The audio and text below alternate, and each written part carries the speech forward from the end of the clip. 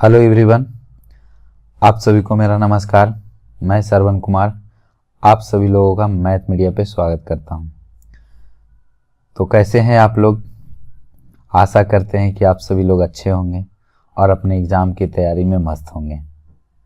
तो हम लोग एसएससी जीडी एग्ज़ाम 2025 के लिए मैथ का प्रैक्टिस सेट कर रहे हैं और वो जो सेट है वो सभी सेट हम लोग कर रहे हैं प्रीवियस ईयर का, ठीक है। और उस सेट का आज सेट नंबर 4 है। तो चलिए शुरू करते हैं। पहला नंबर क्वेश्चन, ये क्वेश्चन हम जो है सेट नंबर 2 में ऐसा बताए थे, ठीक है। इसमें क्या बोल रहा है, निम्नलिखित में से कौन सी संख्या 25 से विभाज्य नहीं है। यहां पर एग्जाम में पूछा 25 से विभाज्य नहीं है, तो हम बताए थे कि 5 से विभाज्यता का नियम क्या है। 5 से विभाज्यता का नियम है कि जिसके लास्ट में 5 हो या फिर कितना हो, उसके लास्ट में 0 हो, तो वो 5 से का डिविजिबल होगा। और 25 का मल्टीपल क्या बताए थे? 25 का मल्टीपल बताए थे कि जिसके लास्ट का 2 अंक 25 से कट जाए, 25 से डिविजिबल हो, तो वह संख्या भी 25 के डिविजिबल होगी। या फिर लास्ट में कितना हो, 00 हो, तो वह संख्या क्या होगी, 25 से डिविजिबल होगी। 125 का क्या बताए थे?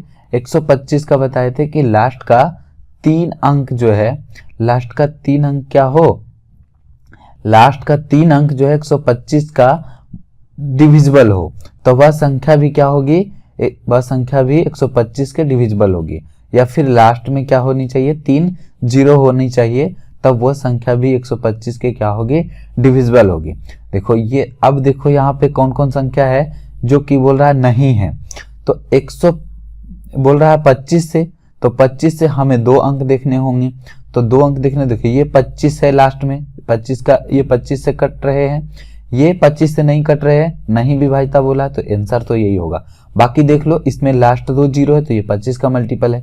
ये 25 से कट रहे हैं, 25 या 75, तो ये सभी डिविजिबल है। 1 नंबर, 3 नंबर और 4 नंबर डिविजिबल है, लेकिन 2 नंबर जो ऑप्शन है वो 25 का डिविजिबल नहीं है। पूछा क्या चीज है, 25 का डिविजिबल नहीं, तो ऑप्शन नंबर 2 हो जाएगा। तो इस तरह से ऐसे क्वेश्चन हम बाई ऑप्शन ही करेंगे, ठीक है। नेक्स्ट, इसमें क्या बोल रहा है, 36 वस्तुएं बेचने पर एक दुकानदार को 9 वस्तुओं के बिक्री मूल्य के बराबर लाभ होता है, तो लाभ प्रतिशत ज्ञात कीजिए, ठीक है। तो ऐसे क्वेश्चनों को हमेशा इस तरह से बनाना।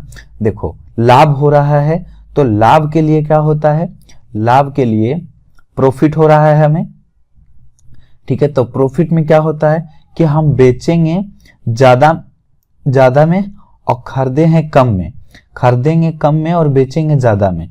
मतलब कि सेलिंग प्राइस में से कॉस्ट प्राइस घटाएंगे, तो जो आएगा वो आएगा क्या चीज, प्रॉफिट आएगा। वैसे प्रॉफिट का मतलब होता है, प्रॉफिट का फॉर्मूला क्या है, सेलिंग प्राइस में से घटा देंगे क्या चीज, कॉस्ट प्राइस। जब बेचेंगे वस्तु को ज्यादा में, खरीदेंगे कम में, तब ना हमें प्रॉफिट होगा। यहां पर देखो 36 वस्तुएं बेचने पर, यदि 36 वस्तुएं बेच रहा है मतलब 36 वस्तुएं भी खरीदा होगा, 36 वस्तुएं बेच रहा है मतलब 36 वस्तुएं भी खरीदा होगा। तो अब ये दोनों का माइनस, अब बोल रहा है कि 9 वस्तुओं के बिक्री मूल्य के बराबर लाभ होता है। तो जो लाभ हो रहा है, लाभ हो रहा है कितना, 9 लाभ हो रहा है, किसके बराबर लाभ हो रहा है, तो बिक्री मूल्य के बराबर लाभ हो रहा है। तो यहाँ पे हम लोग कर देंगे सेलिंग प्राइस, ठीक है। तो इस तरह से हम लोग अब इसको कैलकुलेट करके सेलिंग प्राइस और कॉस्ट प्राइस का रेशियो ले लेंगे, तो हमें लाभ जो है निकल जाएगा, ठीक है। अब यहाँ सेलिंग, ये कॉस्ट प्राइस इधर है, ये माइनस में है, तो इसका इधर ले आते हैं, तो ये 36 हो जाएगा क्या चीज, कॉस्ट प्राइस, और ये सेलिंग प्राइस उधर घट जाएगा, तो कितना हो जाएगा, ये 27 सेलिंग प्राइस हो जाएगा। अब इसको कैलकुलेट करो, तो ये 9 से कट रहे हैं, 9 तिया 27 और 9 चौका 36, तो ये हो जाएगा इधर। ये जब दोनों बराबर में है तो अनुपातिक राशि क्या होते हैं, उलट जाते हैं, तो ये 3:4 हो जाएगा। मतलब कॉस्ट प्राइस 3 है और सेलिंग प्राइस 4 है। तो अब वस्तु 3 में खरीदे हैं और 4 में बेच रहे हैं, तो कितना का प्रॉफिट हो रहा है, 1 का प्रॉफिट हो रहा है। कितने में हो रहे हैं, 3 में हो रहे हैं। अब गुना 100 करेंगे परसेंटेज के लिए, प्रॉफिट परसेंटेज के लिए गुना 100 करेंगे, तो ये 100/3 होगा, तो ये क्या आ जाएगा, 33.1/3 या 33.33%, ठीक है, तो ऑप्शन नंबर कितना हो जाएगा 1। इस ऐसे जब भी क्वेश्चन आएगा इस तरह से तो हम ऐसे ही हमेशा बनाएंगे। कभी यहाँ पे देखो बेचने पे बोल रहा है, कभी खरीदने पे बोलेगा, और यहाँ बिक्री मूल्य के जगह ना क्रय मूल्य के बराबर लाभ होता है या फिर बिक्री मूल्य के बराबर हानि होता है। तो जो यहाँ पर हानि, यहाँ पे प्रॉफिट में दिया था तो प्रॉफिट के अनुसार फार्मूला लगाए, यदि लॉस में देता तो हम लॉस वाले फार्मूला लगाते। लॉस में क्या होता है कि हम कॉस्ट में ज़्यादा खरीदते हैं और बेचते कम में हैं, ठीक है, तो ये होता है लॉस का फार्मूला। ठीक, तो इस तरह से ऐसे क्वेश्चनों को हम सॉल्व करेंगे। नेक्स्ट, इसमें क्या है, एक आयत का परिमाप का आधा 20 सेंटीमीटर है, तो आयत का परिमाप कितना होगा, दुगना हो जाएगा, 40 हो जाएगा। बोल रहा है क्या चीज, आयत के परिमाप का आधा, आयत के परिमाप का आधा, आयत का परिमाप कितना होता है 2 × L + B। L जहां पे लंबाई होगा और B चौड़ाई होगा, ठीक है, L मतलब लेंथ और B मतलब बेस। लंबाई L से लंबाई और B से चौड़ाई। तो यहाँ पे कितना दिया हुआ है, परिमाप का आधा मतलब बट्टे में 2 और वो दिया हुआ है 20। देखो ये 2 से 2 कट गया तो हमारे पास जो आया क्या चीज आया, L + B आया कितना है 20 है, ठीक है। और बोलता है आयत की लंबाई जो है चौड़ाई से 8 अधिक है, मतलब कि दोनों का अंतर लंबाई ज्यादा है और चौड़ाई कम है, ठीक है। तो दोनों का जो अंतर है वो कितना दिया हुआ है 8 दिया हुआ है। ये समीकरण 1 हो गया और ये समीकरण 2 हो गया। अब ऐसा बोले थे हम कि यदि 2 जोड़ करके यदि दिया रहे a+, हम बताए थे इसमें इस तरह से कि यदि x + y बराबर a दिया हुआ रहे और x - y बराबर b दिया हुआ रहे, तो x का जो मान होता है a + b/2 और y का मान होता है a - b/2।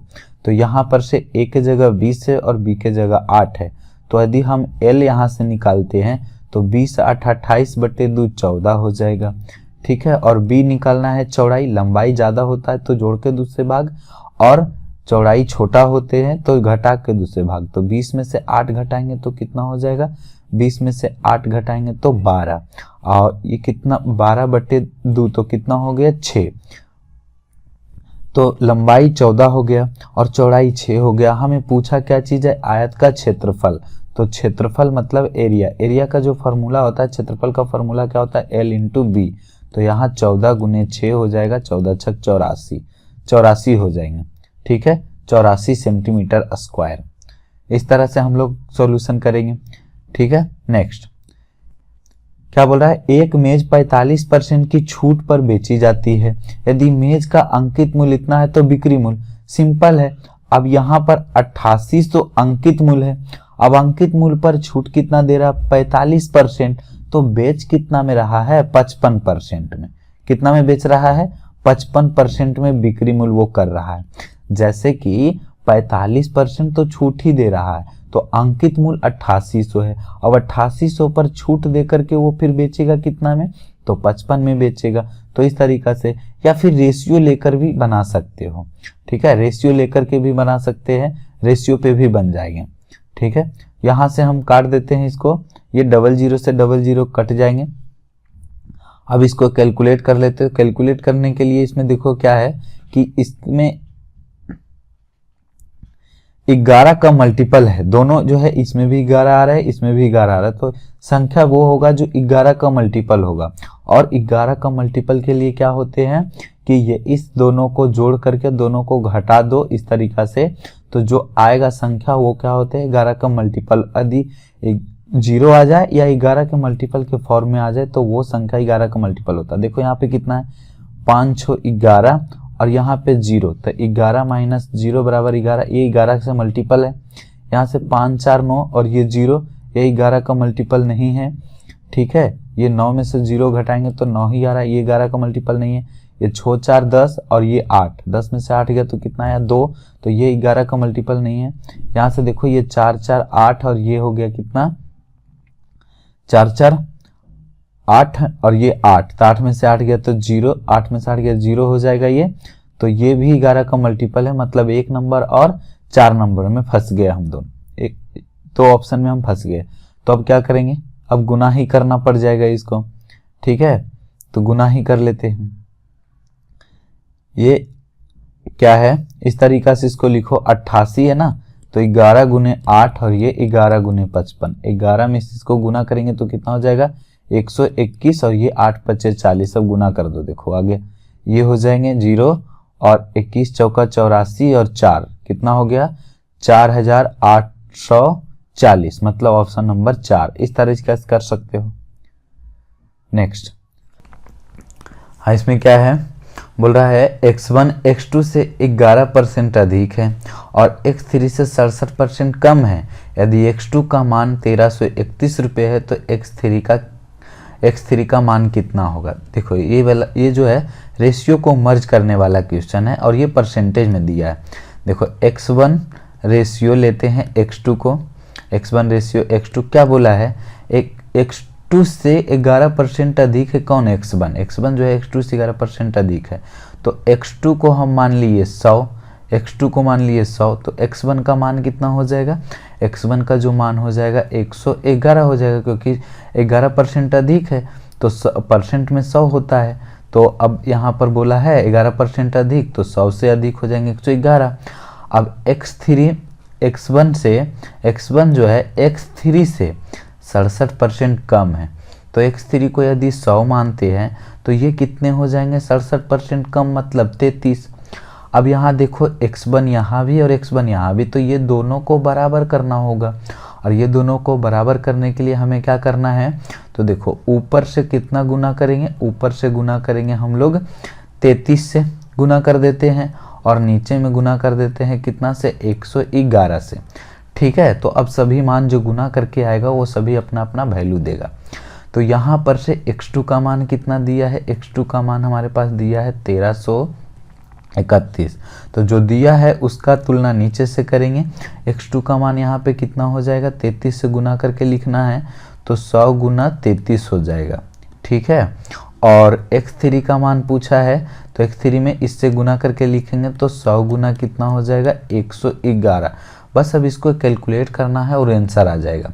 ये 100 से 100 कट जाएंगे और ये 11 तिया 33 और ये 11 से काटेगा तो 121 से कटेंगे, क्योंकि 11 का क्यूब होता है 1331, तो 11 से अगर जो काटेंगे तो बचेगा 11 का स्क्वायर मतलब 121, और ये 3 से कटेंगे, 3 से 3 तिया 9 तो 2 बचेगा और 21 3 सत्ते 21। अब इसको कैलकुलेट कर दो, ठीक है। 7 यूनिट डिजिट 7, तो 7 तो यूनिट डिजिट सभी में है, बस कैलकुलेट करो इसको। तो पहले 7 से गुना करेंगे तो 7 और बरसते 84 1 0 और ये 3 एकम 3 और 12 तिया 36, बस जोड़ दो 7 4 3 7 8 6 14 और 3 1 4, तो 4477, ऑप्शन नंबर 2 इस तरह से कैलकुलेट करेंगे। अब नेक्स्ट, ये क्या बोल रहा है, एक व्यापारी 4500 रुपये प्रति शर्ट की दर से 2 शर्ट बेचता है। वह एक पर 20% का लाभ अर्जित करता है और दूसरे पर 40% की हानि होती है, ठीक है। तो कुल हानि का प्रतिशत कितना होगा। अब यहाँ पर देखो विक्रय मूल्य दिया हुआ 4500 रुपये प्रति शर्ट की दर से बेचता है और वह एक पर जो है 20% का लाभ अर्जित करता है और दूसरे पर जो है 40% की हानि अर्जित करता है, ठीक है। और परसेंटेज में पूछा है तो देखो किस तरीका से हम लोग बनाएंगे। यहाँ पर इस तरीका से हम कर सकते हैं, जैसे 100 रुपया में वो खरीदा एक वस्तु, ठीक है, और बोलता है कि वह एक पर 20% के लाभ अर्जित करता है। 20% का लाभ अर्जित करता है मतलब कितना में बेच रहा है, 120 में बेच रहा है, तो इसका रेशियो ले लेंगे। तो जब इसको रेशियो लेंगे तो ये कितना हो जाएगा, इसका रेशियो लेंगे 2500 और बीछक 20 से, मतलब 5 का सामान जो है पहले में 5 का सामान वो 6 में बेचता है, ठीक है। अब क्या करता है, दूसरे पे 40% का हानि, तो 100 का वस्तु कितने में बेच रहा है, 60 में बेच रहा है, तो 20 से काट दो ये 2500 अब 20 तिया 60, तो 3, मतलब कि फिर 5 का वस्तु जो है वो कितने में बेच रहा है, 3 में बेच रहा है। 5 का वस्तु वो कितने में बेच रहा है, 3 में बेच रहा है, तब उसको हानि हो रहा है। अब बोला था कि 45 रुपये प्रति शर्ट की दर से 2 शर्ट बेचता है, मतलब यहाँ पे बोल रहा है कि दोनों का जो बिक्री मूल्य क्या है, बराबर है। मतलब पहला 6 में बेचा है तो दूसरा भी उतना ही में बेचा है। बोल रहा है ना ये कि 4500 रुपये प्रति शर्ट की दर से बेचता है, मतलब कि बिक्री मूल्य बराबर है। तो इसको बराबर कर दो, 3 दूनी 6, तो ये 5 दूनी 10। अब यहाँ से टोटल हमारे पास क्रय मूल्य, ये टोटल बिक्री मूल्य आ जाएगा। हमें निश्चित राशि से कोई मतलब नहीं होगा, कब, जब क्वेश्चन परसेंट में रहे और हमें जो है परसेंट में ही पूछे तब। यहाँ से 5 है, 5 इसका क्रय मूल्य था पहले वस्तु का, दूसरे वस्तु का क्रय मूल्य कितना है तो 10, तो टोटल क्रय मूल्य कितना हो गया 15 रेशियो। अब इसका देखो, पहले वस्तु का बिक्री मूल्य कितना था 6 और दूसरे वस्तु का भी बिक्री मूल्य कितना है 6, तो 6 कितना हो गया 12। ये कटते हैं तो काट दो इसको, 3 से कट रहे, 3 पचे 15 और ये 3 चौका 12। अब देखो 5 की वस्तु जो है 4 में बेच रहा है तो कितने का लॉस हुआ, 1 का लॉस हुआ। कितना में हुआ तो 5 में हुआ। और परसेंटेज निकालने के लिए हम 100 से गुना करेंगे, तो 20/100 मतलब 20% का जो है उसको क्या होगा, लॉस होगा। तो आंसर 20 होगा। अब जिसका कैलकुलेशन फास्ट है और जो ये चीज़ों को मन में करता है तो बस उसके लिए 10 सेकेंड का क्वेश्चन है। नेक्स्ट, इसमें क्या है, एक निश्चित धनराशि साधारण ब्याज पर 12 वर्षों में स्वयं की तिगुनी हो जाती है तो वह कितने वर्षों में स्वयं का 5 गुना हो जाएगा। ये क्वेश्चन फिक्स पैटर्न का क्वेश्चन है और साधारण ब्याज में जो है फार्मूला किस तरीका से लगता है वो ध्यान रखो। और एक होता है चक्रवृद्धि ब्याज में, उस अगर जो वो क्वेश्चन भी आएंगे तो वो बताएंगे हम उस टाइम। यहाँ पे क्या है, साधारण ब्याज है तो देखो 12 वर्षों में जो है स्वयं की तिगुनी हो जाती है, स्वयं की तिगुना हो जाता, मतलब कि 12 वर्षों में ये कितना था, 1 था मूलधन और हो गया कितना मिश्रधन 3, तो उसको जो है ब्याज कितना मिला, 2 मिला ब्याज। ठीक है, 2 ब्याज मिला है, मतलब कि 12 वर्षों में जो है ब्याज कितना हो जाता है, ब्याज 2 गुना हो जाता है। तो एक गुना कितना होगा 6 वर्षों में, 6 वर्षों में ब्याज जो है 1 गुना होगा। अब यहाँ पर देखो बोलता है कि स्वयं का 5 गुना, तो ब्याज जो है इसमें सब बराबर होते हैं, निश्चित होते हैं, इसमें बराबर सभी का ब्याज जो है बराबर होते हैं साधारण ब्याज में। तो यहाँ से अब हम मूलधन 1 मानेंगे तो ब्याज कितना मतलब हो जानी चाहिए, कितना 5 गुना हो जानी चाहिए, मतलब ब्याज कितना चाहिए 4, ब्याज कितना चाहिए 4। तो हमें ब्याज 4 लाने के लिए कितना करना होगा, 4 से गुना कर देते हैं। तो ये 6 चौका 24 वर्ष में जो है, 24 वर्ष में ये जो है क्या हो जाएंगे, 5 गुना हो जाएंगे। तो इस तरह से हम लोग ये क्वेश्चनों को बनाते हैं। इसमें 2 कंडीशन दिया हुआ रहेगा, पहला में कंडीशन से ब्याज निकालेंगे और ब्याज देखेंगे वो कितने वर्षों में हो रहा है, उसी प्रकार से फिर दूसरा वर्षों का ब्याज कितना वर्षों में होगा। तो यहाँ पे 2 गुना जो है 12 वर्षों में हो रहे हैं तो 4 गुना बस सिंपल 24 वर्षों में होंगे। तो ऐसे क्वेश्चनों को इस तरह से हम लोग सोल्व करेंगे। ठीक है, ये फिक्स्ड पैटर्न का क्वेश्चन है, जब भी आएगा क्वेश्चन सेम टाइप से और सेम पैटर्न से आएगा। ठीक इस तरीका से, और नहीं तो यदि अगर जो मेथड से जाओगे तो ये लंबा जाएगा और मेथड से भी बनेंगे। ठीक है, वो भी चाहते हो तो हम बता देते हैं। ऐसा देखो बोल रहा है एक निश्चित धनराशि को मान लेते हैं हम, पी जो है धनराशि मतलब मूलधन हम मान लेते हैं 100। अब यहाँ से बोलता है कि तिगुनी हो जाती है, मतलब अमाउंट मतलब मिश्रधन, और मिश्रधन हो जाता है 300। तो हमें निकालना पड़ेगा पहले एसआई क्या होता है, अमाउंट में से मिश्रधन में से अगर जो मूलधन घटा देते हैं ए माइनस पी होता है, मतलब 300 में 100 घटा देंगे तो कितना आ जाएंगे, 100 घटा देंगे तो 200 आ जाएगा। तो ये हो गया हमारे पास एसआई। अब एग्जाम में हम इतना लिख रहे हैं, लेकिन एग्जाम में इतना लिखने की ज़रूरत भी नहीं है। वैसे तो हम इस तरीका से करेंगे, बहुत जल्दी हो जाएगा। हम वैसे बता रहे हैं मेथड से। यहाँ पे एसआई कितना हो गया 200। अब हमें यहाँ से रेट ऑफ परसेंट निकालना पड़ेगा। ठीक है, रेट ऑफ परसेंट निकालेंगे तो रेट ऑफ परसेंट कितना होगा, रेट ऑफ परसेंट निकालने के लिए हम बताए थे क्या, आर बराबर होता है एसआई गुने 100 बटे टी गुने कितना होता है पी मतलब प्रिंसिपल, प्रिंसिपल मतलब मूलधन, और टी मतलब समय। यहाँ पर एस आई कितना आया 200, 200 गुना 100 बटे, यहाँ पे टी कितना है 12 वर्ष दिया हुआ है, ये 12 वर्ष दिया हुआ है, और पी कितना है, पी हम माने थे 100, तो रेट ऑफ परसेंट देखो कितना आया 200 बटे 12 कट रहा है, ये तो काट देते हैं, 4 से कट रहे हैं, 4 तिया 12 और 4 पच्चे 20, तो 50 बटे 3 आया। देखो ये कितना लेंदी जा रहा है, ये अभी आर निकला है। अब ये आर का मान अगले जो क्वेश्चन दिया है तो कितने वर्षों में, अब यहाँ से टी पूछा है और वो 5 गुना हो जाएगा, तो हम यहाँ से पी कितना माने थे, हम यहाँ से जो पी माने थे, ये पी माने थे, कितना माने थे पी मूलधन जो है 100 माने थे, तो मूलधन वही रहेगा, कितने वर्षों में वह स्वयं का 5 गुना हो जाएगा, मतलब यह स्वयं जो है पहले जो पी था 100 ही रहेगा, लेकिन अमाउंट बोला है कि 5 गुना हो जानी चाहिए, तो यहाँ से एस आई दोनों को घटा देंगे 400 आ जाएगा। ठीक है, एस आई दोनों को घटाएंगे 400, और हमारे पास रेट ऑफ परसेंट दिया है 50 बटे 3%। अब यहाँ से निकाल लेंगे टाइम, तो टाइम बराबर होता है एस आई गुने 100 बटे में हो जाएगा कितना, तो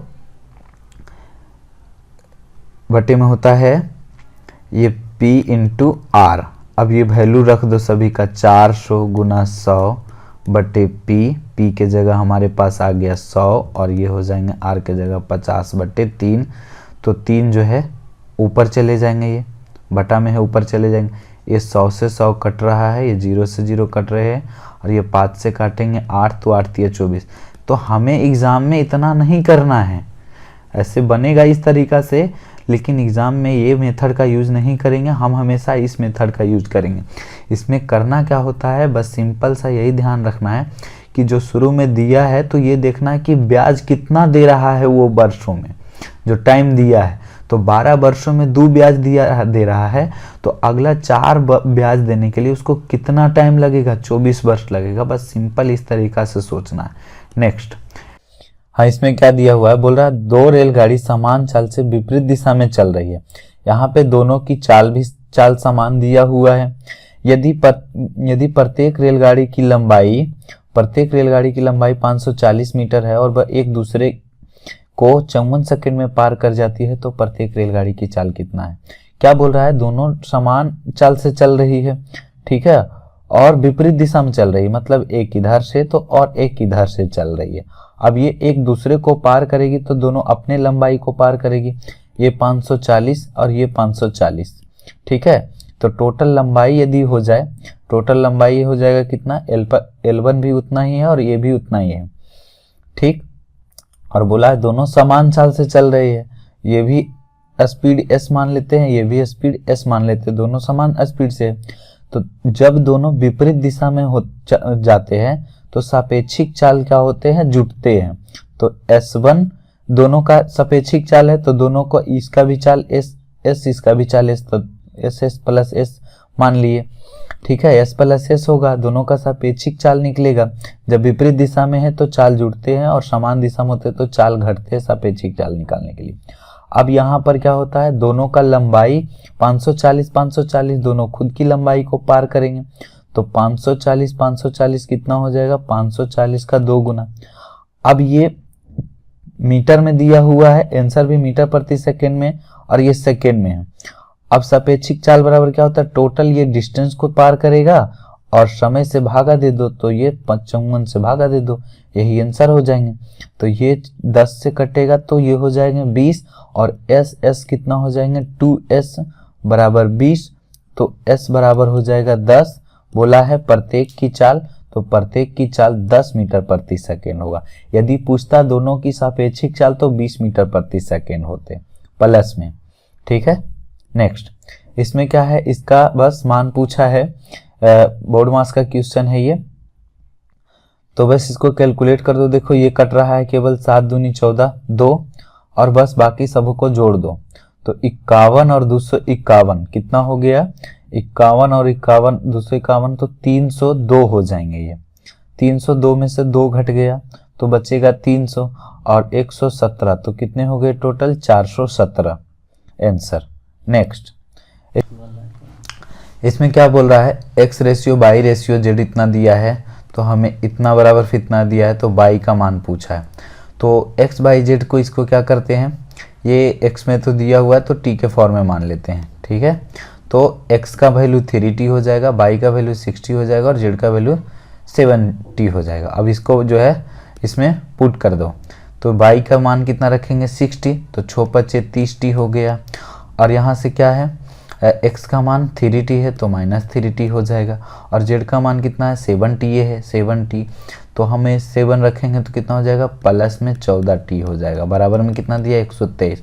अब 14 में से 3 गया तो कितना बचेगा 11, और 11 प्लस 30 कितना हो गया 41t, बराबर दिया है 123, तो ये 41 दिया 123 हो जाएंगे, t बराबर 3 आ गया।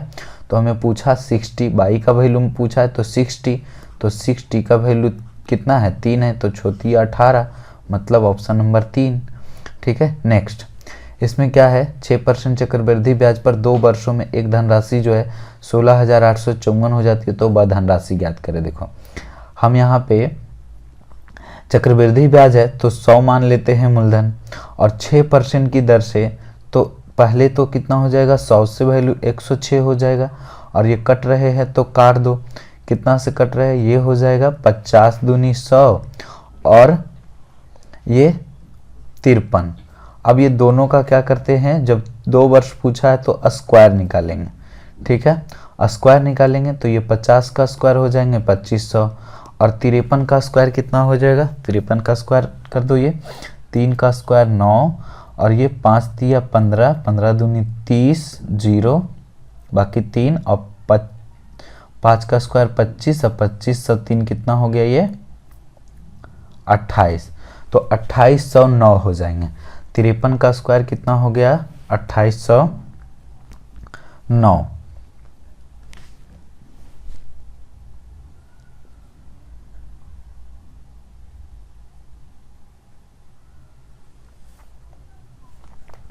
तो यहाँ पे क्या है, ये जो हमारे पास निकला है, ये जो है 2 वर्षों के लिए ये P है, मतलब मूलधन होगा, और ये वैल्यू मिश्रधन होगा।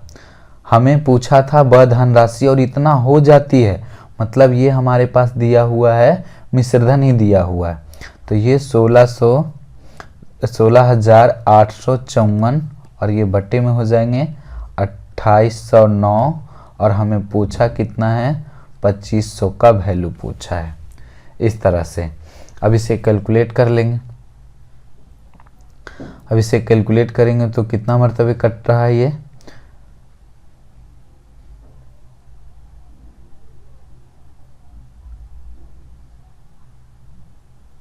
ये कट रहे हैं 6 से, 28 छक ये 9 छक्का 54 और 28 छक्का 88 से 6 से कट रहे हैं ये, और ये 25 छक्का 150, तो ये आ गया हमारे पास 15,000, ऑप्शन नंबर 3, ठीक है। नेक्स्ट, इसमें क्या बोल रहा है, बोल रहा है 17 लड़कों के एक समूह की औसत आयु 28 वर्ष है।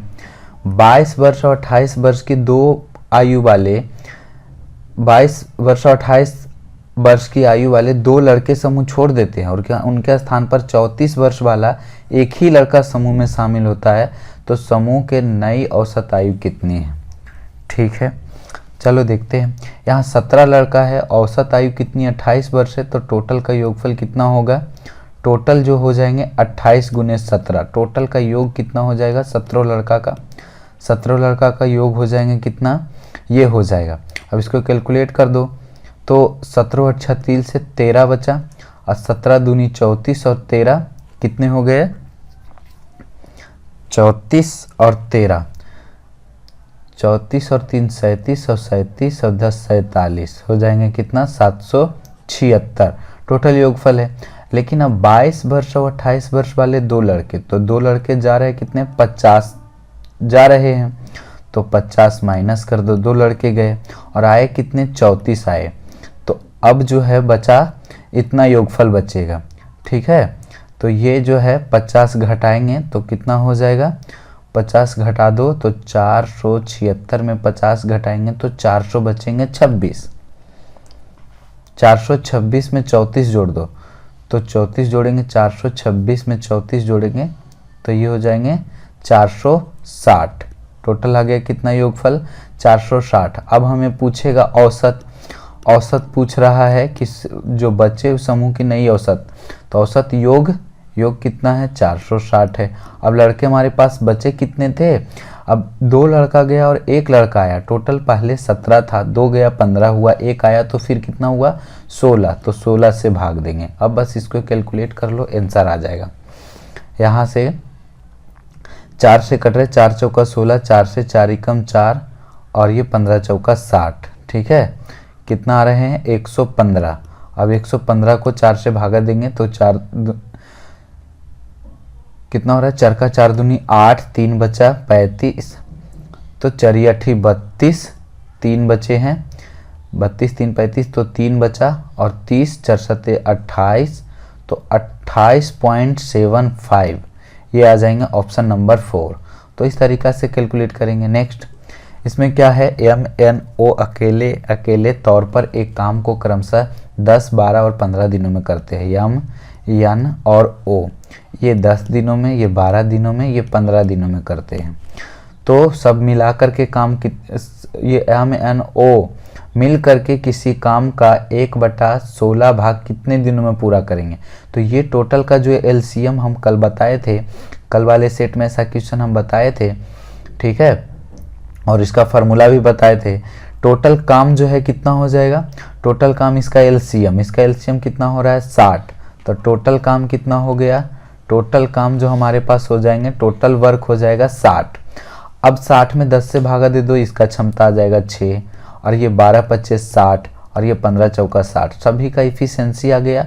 एक दिन में इतना जो है ये काम करेगा, तब जाकर कर ये जो है टोटल कर सकते हैं। अब क्या बोल रहा है, MNO मिलकर उसी काम का 1/6 भाग, तो देखो 60 है और 60 का 1/6 काम, अब ये सभी मिल करके कितने दिनों में करेंगे, तो देखो ये कितना है 6 5 11 और 11 4 कितना हो गए, ये 11 4 15, तो 15 से भागा दे देंगे, यही जो है समय निकल जाएगा, यही जो है तीनों का समय निकल जाएगा, यही डे निकल जाएंगे, यही दिन निकल जाएगा कितने दिन में जो करेंगे। तो ये 15 चौका 60, 2 दूनी 4 और 2 तिया 6, कितने आया 2/3, 2/3 दिन में जो है ये काम कर सकते हैं। और जिसको नहीं समझ में आ रहा है वो पिछले वीडियो को देखें, तो उसके बाद यहाँ पे आएंगे तो समझ में आ जाएगा। पिछले वीडियो में हमने जो है इसको विस्तार से सब बताए थे। यहाँ पे क्या है, इसको बोर्ड मास, ये बोर्ड मास का है, रूल लगाना है इसमें। सबसे पहले इसको ब्रैकेट करेंगे तो ये 7 और 2 9 हो जाएंगे, 20 में से 9 गया 11 और 25 और 11 कितना हो गया, 25 और 11 हो गया 36 और 36 घटा दो, तो 36 घटा देंगे तो बच जाएगा कितना, 36 घटा दो इसमें तो ये 4 और ये बच गया 7 में से 3 गया तो 4, ये हो जाएंगे कितना 44। नेक्स्ट इसमें क्या है, 5 संख्याओं का औसत 48 है, प्रथम 2 संख्याओं का औसत अन्य 3 संख्याओं के औसत के 3 गुना है, तो प्रथम 2 संख्याओं का योग कितना है। देखो यहाँ पे 5 संख्या का औसत 48 है और यहाँ पर 2 संख्या है और यहाँ पे 3 संख्या, क्या बोला है, प्रथम 2 संख्याओं का औसत अन्य 3 संख्याओं के औसत का 3 गुना है, अन्य 3 संख्याओं के औसत का, इसका x मान लो तो इसका औसत जो है 3 गुना है, तो ये 3x हो जाएगा। अब देखो ये 5 संख्याओं का योगफल और ये भी 5 संख्याओं का योगफल आपस में बराबर करना होगा, तो ये कितना हो जाएंगे 5 गुने 48 कर देंगे, तो 5 गुने 48 हो जाएगा ये बराबर, ये 3 दूना कितना हो जाएंगे 6x और ये 3x, ठीक है, इस तरह से। तो 5 गुने 48 और ये 6 3 9x, तो ये कैलकुलेट कर लो, 3 से 3 तिया 9 और ये 16 तिया 48, तो 16 5 80, 3x का मान हमारे पास आया है कितना 80 आया है। और पूछा क्या चीज़ है कि प्रथम 2 संख्याओं का योग कितना होगा, तो प्रथम 2 संख्या ये है, प्रथम 2 संख्या ये है, तो इसका योगफल कितना होगा 3 दूना 6x, 6x का वैल्यू पूछा, 3x का वैल्यू 80 है तो 6x का वैल्यू 160 नहीं होगा, 2 गुना होगा ये भी, तो 160 आंसर। नेक्स्ट, इसमें बोला है 4 से कौन विभाजित है। 4 से विभाजिता का नियम क्या बताए थे कि लास्ट के 2 अंक या तो 0 हो या लास्ट के 2 अंक 4 से कटे। तो देखो ऑप्शन नंबर 3 12 चौक 48 यही कट रहे हैं, बाकी ये सब जो है नहीं कट रहे हैं, तो ये सब आंसर नहीं होगा। नेक्स्ट, इसमें क्या है, किसी संख्या का 15% 120 है तो उसी संख्या का 180% क्या होगा। देखो क्या बोल रहा है, किसी संख्या का, तो संख्या x मान लो, उसका 15% 120 दिया है, ठीक है। तो यहाँ से 100 इसका 15% दिया है तो परसेंट कर लेते हैं। ये 15×8 से परसेंट का मतलब बटा 100 होगा, तो ये इधर जाएगा तो 100 गुना हो जाएंगे, तो x का वैल्यू तो 8 है। लेकिन अब बोला क्या है, उसी संख्या का 180% मतलब 800 का 180% क्या होगा। 180% मतलब बटा में 100, तो ये 00 से 00 काट दो, ये हो गया 18×8 से 1440। या तो फिर देखो डायरेक्ट बनाना है तो इस तरीका से बनाओ। बोला जो है किसी संख्या का 15% 120 है, तो 120 है, 120 जो है किसका वैल्यू है, 120 किसका वैल्यू है, 15% का वैल्यू है, 15% का। हमें पूछा कि कितना है, 180 का मान पूछा, 180%, ये 15% का मान है, हमें पूछा 180% का मान, बस ऐसे ही कैलकुलेट कर दो इसको। तो 15×8 से 18×8 से ऐसे भी कर सकते हैं, तो 1440 ही आएगा। नेक्स्ट, इसमें क्या है, देखो सेम क्वेश्चन आ गया, ये काम समय का। जॉन एक काम को 12 दिनों में करता है, जॉन जो है एक काम को 12 दिनों में करता है और अंजू उसी काम को 20 दिनों में करती है। तो इसका एलसीएम जो हो जाएगा टोटल वर्क हो जाएगा। टोटल वर्क कितना मानते हैं, टोटल वर्क तो 60 मान लो, तो ये 12×25 60 और 20×3 60, दोनों का एलसीएम 12 और 20 का एलसीएम 60 होगा, तो 60 टोटल काम मान लिए और इससे भागा देते चल जाओ तो इसका एफिशिएंसी निकल जाएगा। अब बोलते हैं यदि वे इस पर 6 दिनों तक एक साथ मिलकर काम करते हैं 6 दिन तक, तो एक दिन में जॉन 5 करेगा और अंजू 3 करेगी, तो टोटल मिला के कितना हो रहा है एक दिन में 8, तो 8 × 6 = 48, तो 60 में से 48 काम हो गया, तो बचा कितना, 12 काम। अब 12 काम शेष अंश, तो शेष काम का अंश मतलब हिस्सा पूछ रहा है, तो शेष कितना बचा, 12 काम बचा है कितना में, टोटल से भागा दे दो, तो 60, 12×25 60, मतलब कितना काम बचे हैं, तो 1/5 काम बचे हैं। नेक्स्ट, ये बोल रहा है PQRS इतना है, तो इसका वैल्यू पूछा है, बस मान रख दो, P का वैल्यू 5 रख देंगे और Q का वैल्यू जो है तो 3 रख देंगे और यहाँ से R का वैल्यू 2 रख देंगे। यहाँ से 2 से सभी कट रहे हैं, तो ये 2 से 2 दूनी 4 या ये 2, तो यहाँ से हो गया 5:6:3। कौन दे रहा है ऑप्शन, 5:6:3, ऑप्शन नंबर 2। नेक्स्ट, ये क्या है, एक कंप्यूटर का अंकित मूल्य 25,000 रुपया है और छूट 15% दिया है। कंप्यूटर का बिक्री मूल्य इतना है, तो अतिरिक्त छूट कितना होगा। यहाँ से बिक्री मूल्य दिया हुआ है, तो देखो यहाँ से इसको निकालने के लिए हम लोग क्या करते हैं, जैसे 25% है, 25,000 अंकित मूल्य है, उस पर 15% का छूट दिया तो कितना में बेचेगा, 85 में बेचेगा। और दूसरा छूट जो है हम x% मान लेते हैं, तो और वो तो बेचेगा कितना, 100 - x% में वो बेचेगा, ठीक है। और यही बिक्री मूल्य जो है लास्ट में दिया है 2 छूट देने के बाद 12,750। अब बस इसको कैलकुलेट कर लो, 00 से 00 ये कट जाएंगे और यहाँ से इसको काट देते हैं, इसको 17 से 17 × 5 = 85 और ये 20 × 5 = 100, 5 से काट दिए दोनों को, ठीक है। ये 0 से हम ये 0 यहाँ से काट देते हैं। देखो ये 25 से कटने वाले हैं, तो 25 से काट दो, 25 × 5 = 25 से और 25 × 25, ये 17 × 51 और 20 × 60, तो 100 - x का वैल्यू 60 आया, तो x का मान कितना है, x का मान 40 है, मतलब दूसरा छूट कितना है, 40%। नेक्स्ट, लास्ट था यही क्वेश्चन, लास्ट क्वेश्चन थे ये, ठीक है। तो 20 क्वेश्चन हो गए और इसका PDF लेने के लिए जो है आप हमारे टेलीग्राम से है जुड़ सकते हैं। टेलीग्राम का चैनल का जो नाम है वो क्या है, मैथ मीडिया ऑफिशियल करके है, या फिर इसको स्कैन करके हमारे टेलीग्राम से जुड़ सकते हैं। और आज के लिए बस इतना ही। जय हिंद।